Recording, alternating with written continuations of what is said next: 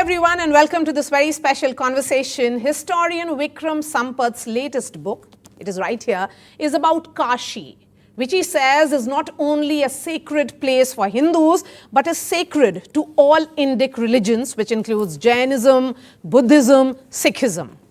We have the historian and author right here in the studio.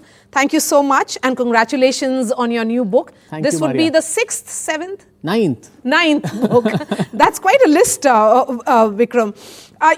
Storytelling and documentation, one would say, has been an inherent part of Indian way of life. I won't put it on the basis of religion. Yeah. How do you approach presenting historical events and controversies and ensuring a balanced narrative in your exploration of what you say is Gyanvapi truth? Yeah. Thank you, Maria. It's so wonderful to have an in-person conversation and not over those Zoom links as we've always been having in the past. The oft-repeated, claim that Indians did not know how to document history, that's also made that we didn't chronicle. Now, even in the course of the research of this book, I saw that, Sanskrit compositions right from the 10th century, 11th century to 17th, 18th centuries constantly kept documenting not only the importance, the eulogy of Kashi as a sacred city, but also of the various locational, the spatial geographies, which Shivling was in which particular location, where was Vishweshwar vis-a-vis the other lingas, the Panchakoshi Yatra that was prescribed for the devout there, the Jataka tales and the Buddhist accounts, how they spoke of Varanasi and Kashi. So the documentation was always there, but I think our ancestors left their documentation in different ways from what the Western, historiography looked at. On the walls of the Brihadishwara temple in Tanjavur, you have documentation even of all the 300, 400 Devdasi singers and dancers who danced in the, and you have put a lot of pictures in the book. Pictures, yeah.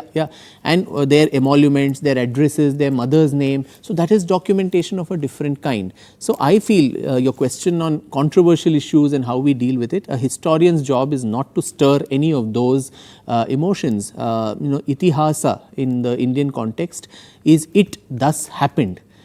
You just have to illuminate the records, you need to illuminate the archives, which may not be the preponderance of the common masses. So our task as trained historians is to bring these sources into a public realm and discourse and really not be a judge, jury, prosecutioner ourselves. I think let the discerning reader make up her mind as to where she would like to tilt towards, and whether it's my earlier works on Savarkar or the brave hearts of Bharat, Gohar Jan, the Vodeyars of Mysore, or this Kashi book, I've tried to maintain that balance and objectivity where this tenet of itihasa or it thus happened, you're just laying bare the facts and documents, of course corroborated, triangulated for...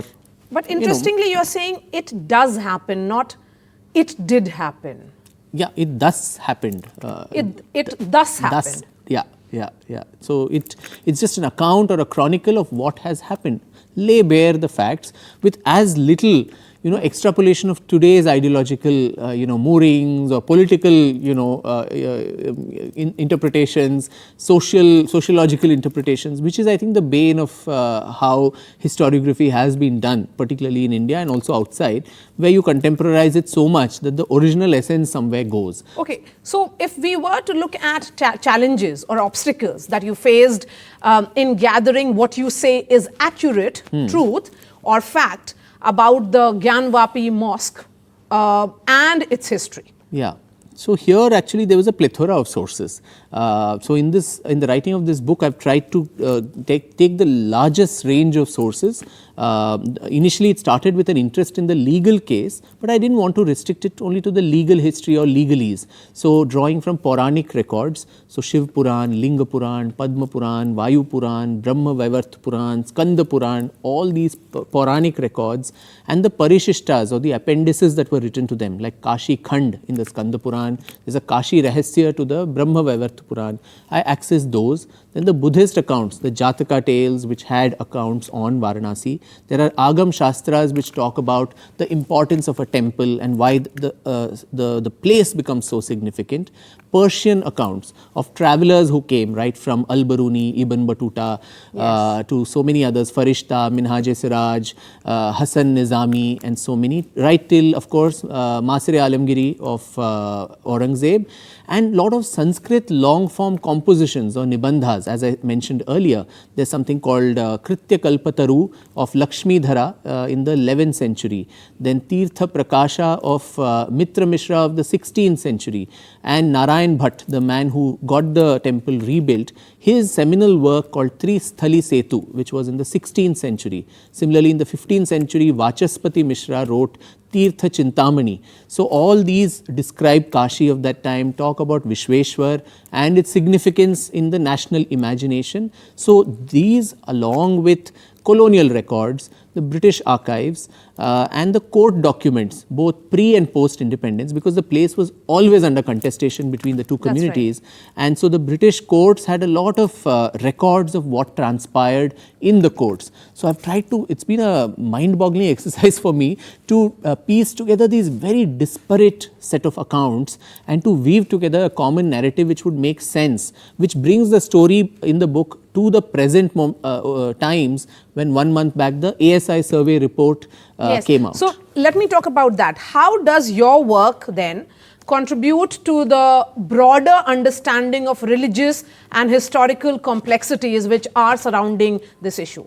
I think, Maria, what's happened is, Gyanvapi in the case, channels like yours, news channels, newspapers have been constantly playing it out. And as we speak, I think some new developments are happening in courts.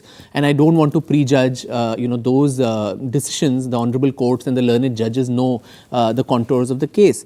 But I think the motivation behind this book was the common people of India, while they will be seeing these developments on news, they wouldn't know what's the backstory. What is the history of this temple itself, and what is it that people there are fighting for to reclaim?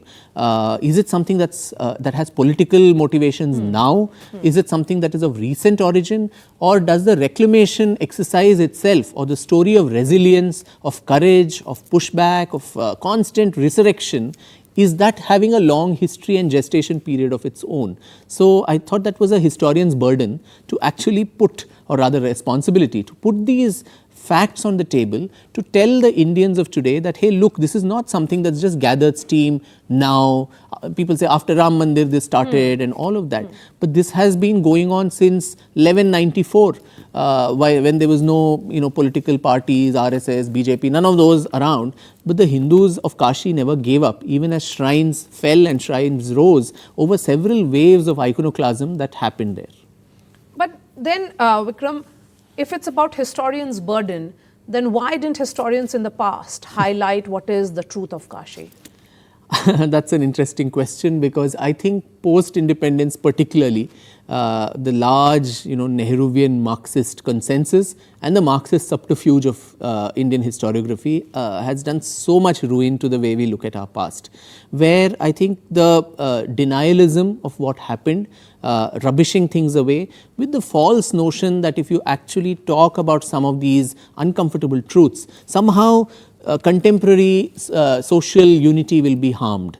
Somewhere in that assumption is to actually hyphenate today's Indian Muslims with all these people, Aurangzeb and Ghazni and Ghori. They are not responsible for the barbarities or the invasions. And conversely, they should be dehyphenated from these people and say, these are not your heroes. These are not the ones you need to valorize or look up to. Yes. So tell me, in what ways does your perspective, which you have highlighted in this book, differ from existing narratives or common sense or common beliefs?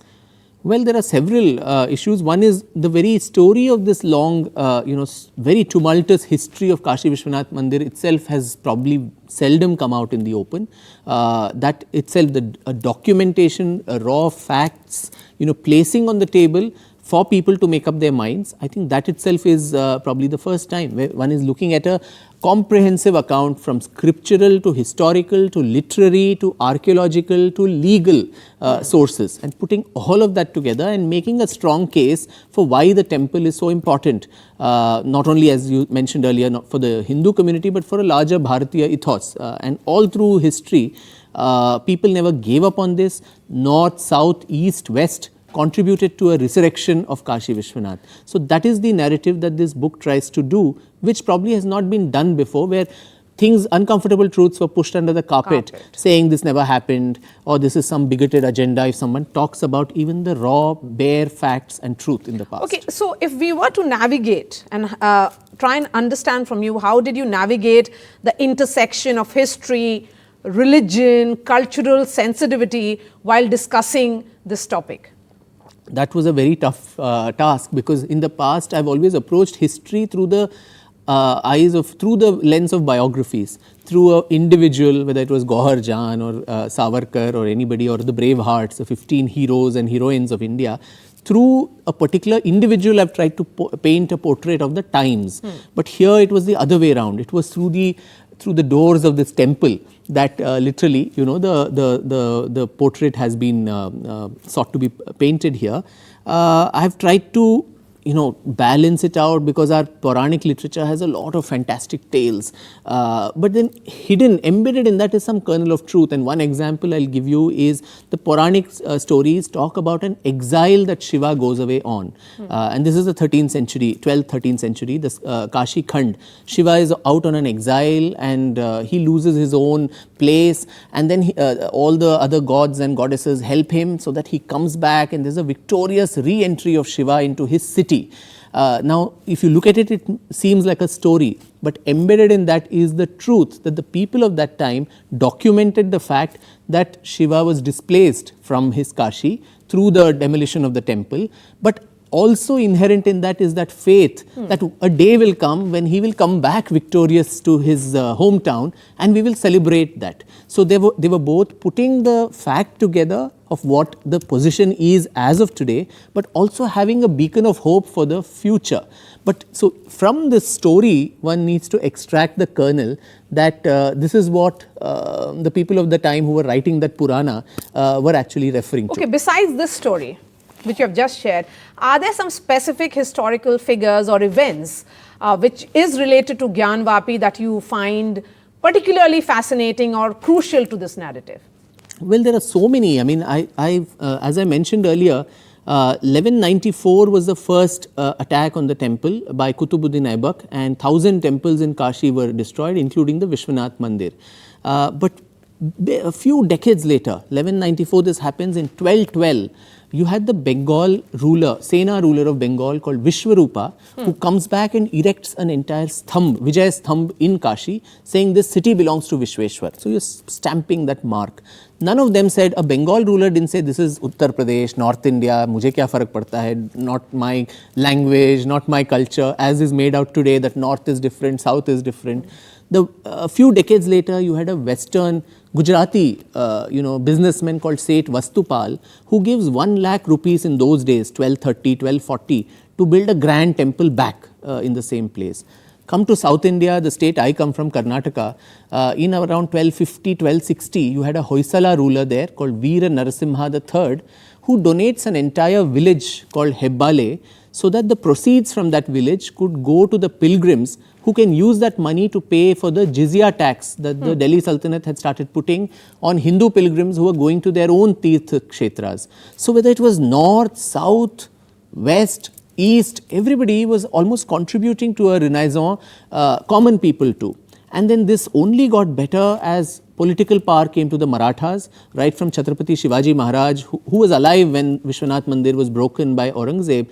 Jijabai is supposed to have told him that if you are man enough, your only goal in life is to ensure Vishwanath comes back again. And so the constant template in the Maratha Samrajya or empire was to reclaim Vishwanath. And in the book I have quoted letters of Bajirao Peshwa, of Nana Sahib Peshwa, of Madhav Rao Peshwa, Nana Fadnavis.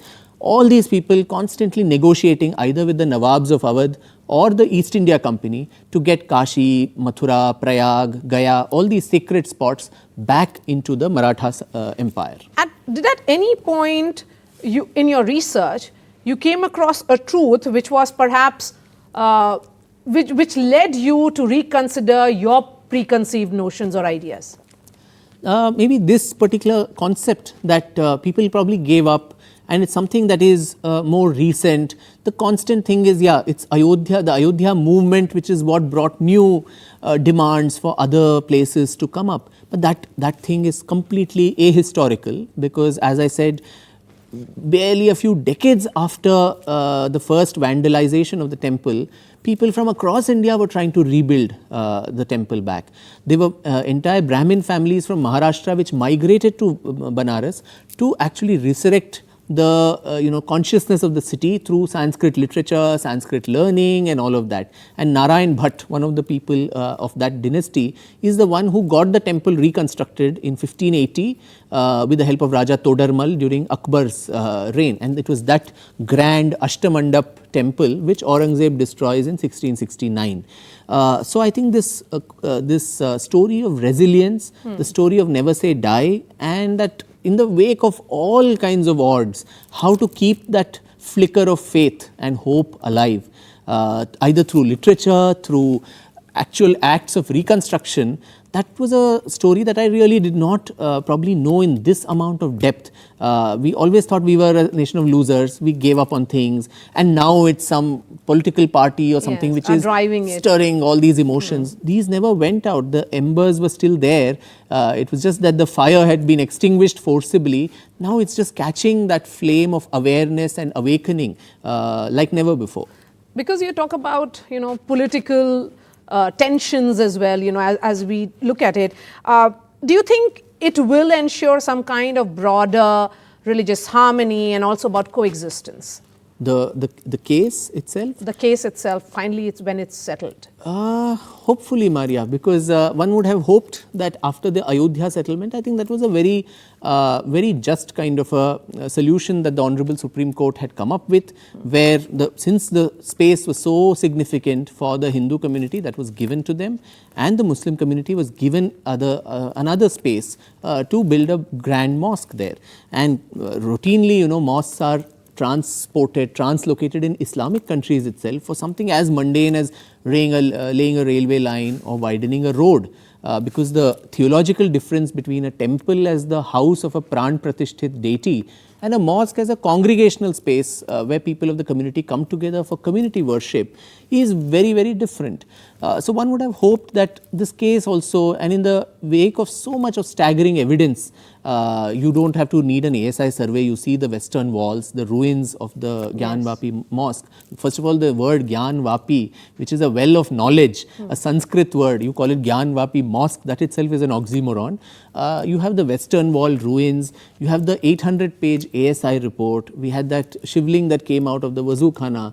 All this should have been sufficient enough for both communities to say, particularly the Muslim community, to say, because this place means so much to our fellow Indians, Hindus, we'll give this up, we'll get a better place, because there's no such an amount of importance of that location where the Gyanvapi mosque today lies for the Muslim community. So this give and take, this harmony, I think it's a two-way street where both communities need to walk halfway, and the albatross of that need not always rest on the shoulders of just one community to maintain amity and communal harmony. So if we were to look at your work, this one, yes, how do you think it will contribute to a more nuanced, and informed understanding of religious and historical narratives in India? I think works like this, mine and several others who've written on such topics, it creates that awareness among the common people. I think we suffer in India from historical amnesia, and that is what makes us say silly things like, let's give it up. Even in Ayodhya, we said, what is the need for a temple? Let's build a school, let's build a hospital, that is more important. And this is said by a lot of Hindus, educated Hindus and so on. What is the use? Today, when we see Ayodhya and what's happening. In its glory. Yeah, in its glory, the spiritual part is one, the commercial aspect of it. That's right. The development of Ayodhya itself, airports coming up there, the tourism, travel industry, the amount of jobs that will generate and create. I think there's euphoria among all communities in Ayodhya that there's prosperity on its way to that town which no one cared for. So all through, even from a spiritual tourism angle, look at the pilgrim centers of North India, particularly, whether it was Kashi, whether it was Mathura, Ayodhya, and Ujjain, Prayag, Gaya, all these places were languishing in utter squalor and filth and dirt. Gandhi himself, I quote him in this book, where in 1916 he goes to Kashi and says, if this is the soul of India and it is lying in this kind of filth, I never want to come back here again, because what would a Westerner who comes here think of us as a nation and also of Hindus in general? But no attempts were made to make these places sacred spots, so to say, but in utter dirt and squalor. So that thing itself is changing now, and I think narratives like this will create that awareness, will create that demand also from people that this is what we would want from our governments to do. My last question, and I'm going to go to the point that you made about lesser known facts. When we look at this book and talk about the lesser known facts, which are those facts that you think will take center stage in the days to come? I think there'll be a host of them. This whole idea that it was a pan-Indian reclamation effort, and which is why the ASI survey also, when we noticed, you had inscriptions in not just Sanskrit or Devanagari, there were inscriptions in Tamil, Telugu and Kannada and so on which were found there. What does that even indicate? And how does that not bust in the face of those who claim, even as recent as a couple of days back, that we were never a nation, the north is different, the south is different. No, it was not. Civilizationally, I think this country has always, there's been an amazing convergence over the centuries of a common emotional connect to certain sites or places or energy spaces, as we can call them. I think that is an apolitical, a larger conversation that goes beyond electoral politics and tutu meme that goes on there. And I think that is far more important to me as a historian and someone who works in the cultural space than the rigmarole of, politics of constant bickering and tutu meme that happens. So, if I were to sum it up, what after Waiting for Shiva? Maybe the work that I was already involved in, Maria, which Vishwanath came and intruded that, I was to bring out a very expansive, story, the biography of both Hyder Ali and Tipu Sultan, because that's again a very contested legacy, like Savarkar and others. And I come from Bangalore, and there we see Tipu Jayanti being observed and lots of controversies around that. So there too, I think putting the man in perspective, the good, the bad, the ugly, rather than either demonize him or eulogize him to the extremes. That was what I was doing, and it was a much thicker, my usual size of a dumbbell size of a book that I usually write. That was what was underway. It was to come out in June this year, but now it's probably going to get delayed to about October, November. Simultaneously in Maria, what I've started recently is this Foundation for Indian Historical and Cultural Research as a non-profit foundation, which seeks to spawn new scholarship in a nationalistic alternative narrative of Indian history writing. We'll give out fellowships to aspiring scholars to write new books, because scholarship is the only alternative. That's right. Twitter fights and social media, fights are they have their own space, but ultimately as a writer I would like to believe that our books will outlive us long after we are dead and gone. So through this foundation, which is being supported by several people, education institutions, a lot of startups in Bangalore which have new generation wealth creators, so they are also helping me put this together. And we'll also have evidence-based multidisciplinary research projects which will be incubated in educational institutions to answer a lot of historical themes which have contemporary relevance today. And perhaps been left unsaid or distorted, Distorted. and created a completely different image of. So there's lots on the plate. Time just seems to be insufficient, and I'm a man on a mission to unearth the truth. Clearly, for all the time that you've given to us, thank you so much for Thank you, speaking Maria. to NDTV. Thank you. Such a pleasure as always.